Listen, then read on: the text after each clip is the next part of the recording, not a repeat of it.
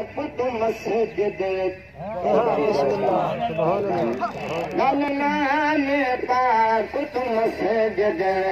गलनाने पाक तू मस्जिद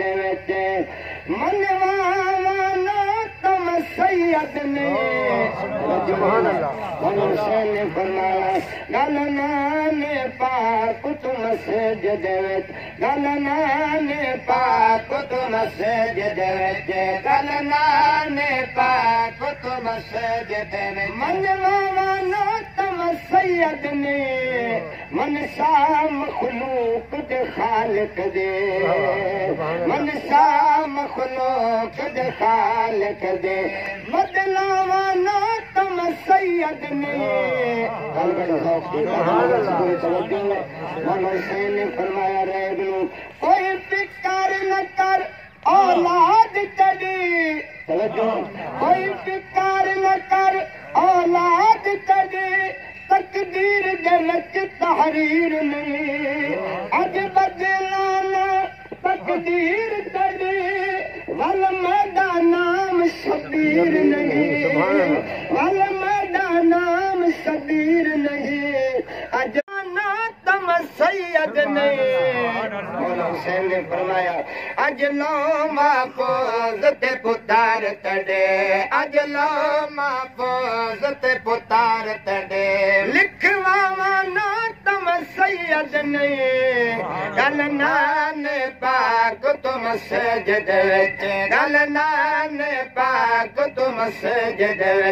मनवाना तुम सैयद नहीं मन शाम मखलूक दे खालिक दी रिसालत इमाम ने फरमाया हुसैन तू दुआ मंग मैं नबी आमीन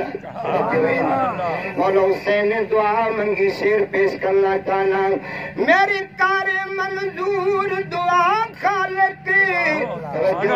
मेरी कार मंजूर दुआ खालिक तेरे सारे हुक्म मने सामे एदे इब्ने सजाद ते बाकर नो पथरीले पंध कर वैसा मैं पथरीले पंध कर वैसा मैं तेरी जात नु सजदा घर घर विच अजे नमाज पढ़ते थे सदका हुसैन दे सजदा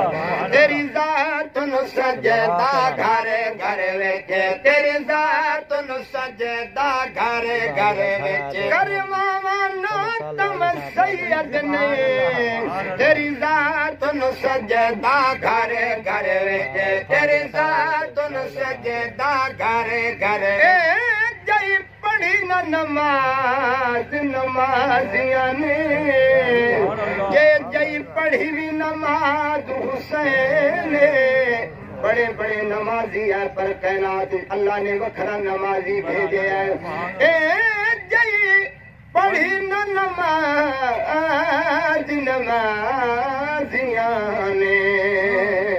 ये जय पढ़ी भी नमाज हुसैन ते नमाज नाज नमाजियां दा ते नमाज दा नाज हुसैन ई सजदे बल आहया दे सजदे अते बे अंदाज हुसैन हनफी इसरार नमाज वाला आंखों ने राज हुसैन मेरे कारे मंजूर दुआ खालिक तेरे सारे हुक्म मने सामे एदे इब्ने सजाद ते बाकर नो पथरीले पंध कर वैसा मैं पथरीले पंध कर वैसा मैं तेरी जात नु सजदा घर घर विच करो सुभान अल्लाह